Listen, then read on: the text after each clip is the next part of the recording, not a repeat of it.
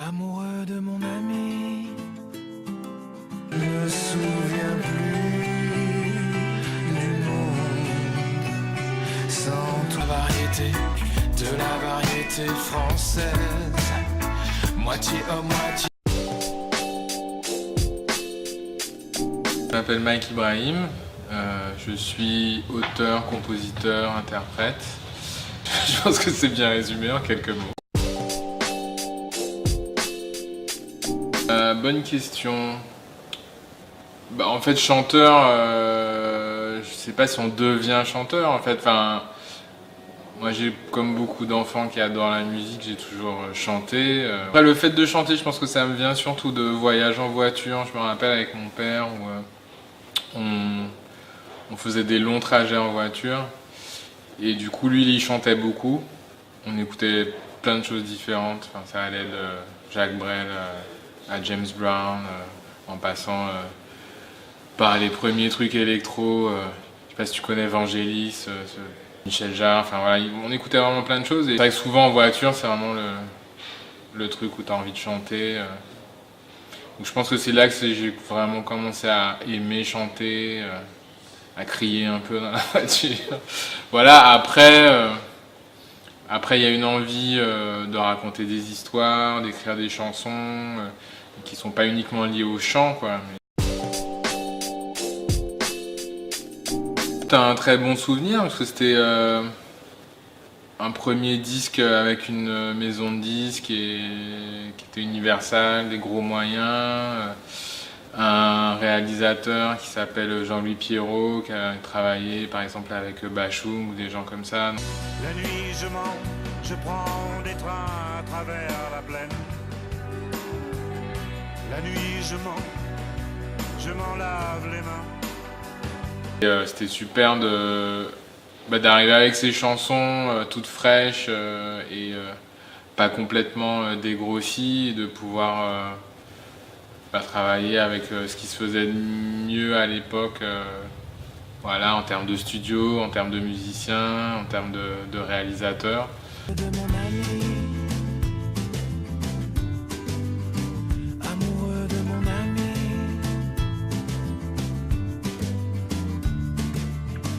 On parlait dans la nuit d'hiver, on parlait dans la nuit claire. Il y a eu un clic quand nos cœurs se sont mis sur le même fuseau horaire. Donc non, j'en garde un super souvenir, et puis c'est ce qui m'a permis d'être là aujourd'hui, de continuer à faire ce métier. Parce que bon, le disque a un peu marché, bon, ça n'a pas été un succès incroyable, mais ça a quand même bien marché. Et surtout, j'ai eu une reconnaissance du milieu, de mes pairs, des autres musiciens. Et donc du coup, j'ai eu aussi des demandes d'autres artistes, de collaboration. Donc voilà, ça m'a quand même ouvert beaucoup de portes. Donc vraiment, c'est un très bon souvenir, quoi. Ou assez large quand même. Enfin, je suis pas du genre à écouter qu'un seul style de musique. Après, je crois que globalement, j'aime bien les artistes qui sont ce qu'on appelle en anglais des singer-songwriters. Voilà, des auteurs, compositeurs, interprètes. Enfin, généralement, c'est des mecs avec une guitare ou un piano et qui écrivent et composent eux-mêmes leurs chansons. J'aime moins les interprètes purs. Voilà, donc par exemple, j'adore Bob Dylan. Hey, Mr. Tambourine Man, play a song for me. I'm not sleepy and there is no place I'm going to. En chanson française, j'ai beaucoup écouté Cabrel quand j'étais plus jeune. Clair comme de l'eau, il le jure, dur comme fer. Partager le gros lot, ça il en fait son affaire. J'aime bien Souchon, j'aime bien Biolay en chanson française. Plus, ligne qui résonne. Et si en plus, il n'y a personne. Voilà, tout ça, c'est des gens qui écrivent, qui prête beaucoup d'attention au texte. J'aime aussi des choses très pop, j'adore Kanye West, plein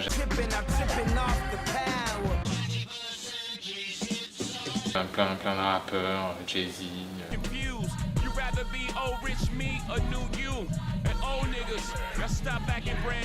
Beyoncé, Rihanna. Donc franchement, j'ai pas une source d'inspiration musicale particulière, en tout cas, ou une personne qui m'influence. La musique brésilienne aussi m'influence beaucoup dans les structures harmoniques.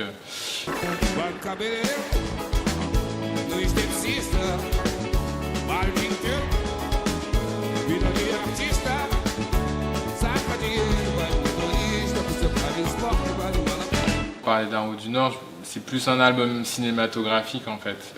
Et mes sources d'inspiration, c'est plus des films, ou des réalisateurs, ou des ambiances, ou des photos. Sur mon deuxième album, c'est plus un album photographique pour le coup. Il y a un titre qui s'appelle Linda McCartney par exemple, qui parle de donc, la femme de Paul McCartney qui a pris beaucoup de photos durant sa vie, qui a été assez courte malheureusement. Mais voilà, qui était une super photographe, qui était aussi musicienne, de mon point de vue, qui était meilleure photographe que chanteuse.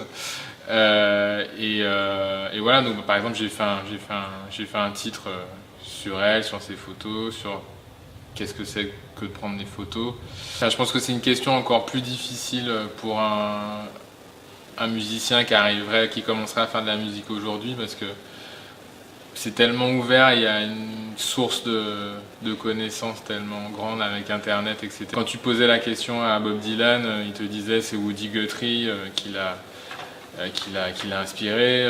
Je pense que si tu parles aux Rolling Stones, ils vont beaucoup te parler des bluesmen, parce que voilà, ils font quand même une musique de genre, qui est un rock et quelque chose de très précis, mais dans la chanson et la pop, on est forcément inspiré par plein de choses en fait. Donc, en ce moment, tu vois, j'écoute The Weeknd dans mon iPod.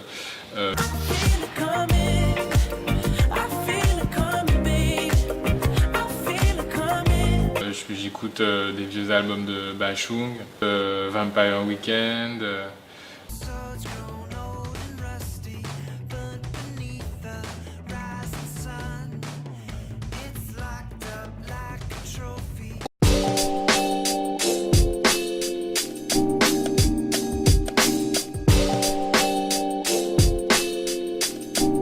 L'Enfant des siècles, c'est mon deuxième album après donc La Route du Nord.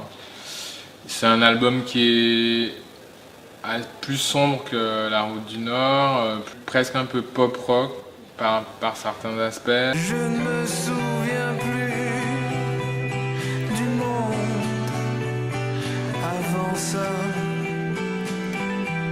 Je ne me souviens plus du monde sans toi.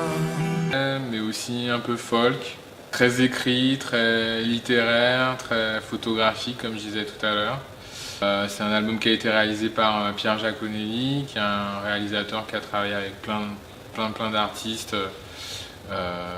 Johnny Hallyday, mais aussi justement Benjamin Biolay. Enfin, c'est comme ça que j'ai découvert, parce que j'aimais beaucoup l'album La Superbe de Benjamin Biolay. Dieu merci, la merci d'un conifère, d'un silence inédit, d'une seule partie de jambes en l'air. Le soleil est assis du mauvais côté de la mer. Quelle aventure, quelle aventure. C'est comme ça que je me suis rapproché de Pierre Giaconelli. On a travaillé ensemble sur cet album. 5 chansons pour la baisse, c'est un EP qui est sorti en 2015, je crois. C'est 2015. 2015. Et là, c'est encore un tournant, je pense, un virage dans le son des chansons. Donc c'est plus pop, c'est plus électro. Donc l'album s'appelle 5 chansons pour la baisse. On pourrait croire que ça parle de sexe, mais pas uniquement.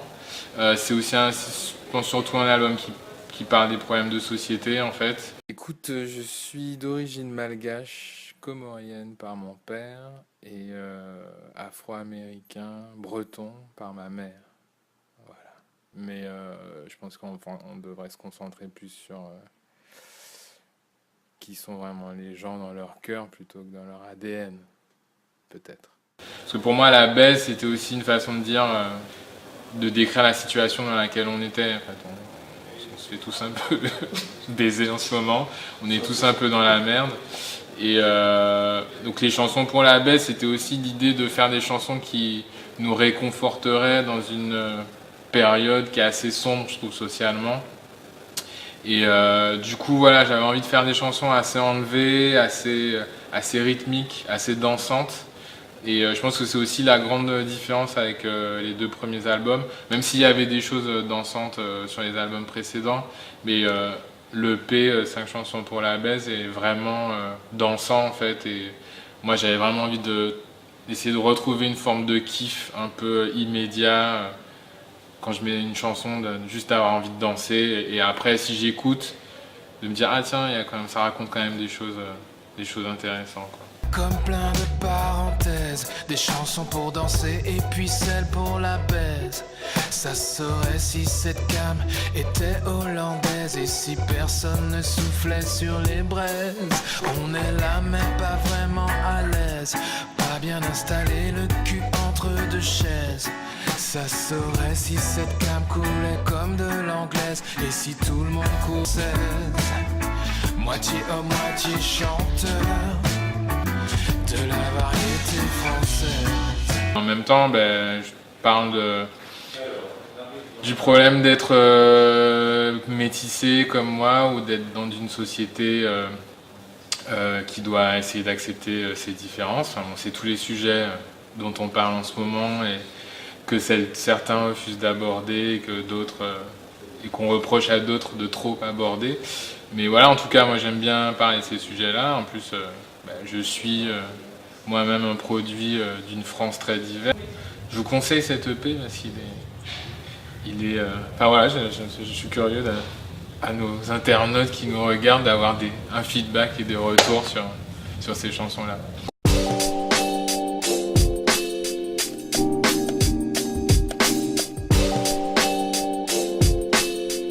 Je vois pas les choses en termes de plus difficile ou c'est un exercice différent. Quand j'écris pour les autres, j'essaie de me mettre à la place de l'artiste. C'est comme écrire un dialogue de cinéma pour quelqu'un. Si on a un artiste en tête, je sais pas moi, Denzel Washington par exemple, on va peut-être pas écrire les dialogues et la situation de la même façon que si c'est, je sais pas moi, Johnny Depp quoi. Écrire pour quelqu'un, ouais, enfin voilà, je suis à l'écoute aussi de ce que la personne a envie de raconter ou même de sa façon de parler, de son rythme, de plein de choses, du champ sémantique dans lequel elle se sent à l'aise. Voilà, quand j'écris pour moi, c'est différent, c'est moi qui suis le réalisateur, on va dire. Donc, si je devais, entre guillemets, donner un conseil à quelqu'un qui veut écrire, je dirais que c'est bien d'essayer de faire les deux, parce qu'en fait, ça permet vraiment d'élargir sa palette, de gagner en souplesse. Voilà, c'est comme un sportif, en fait.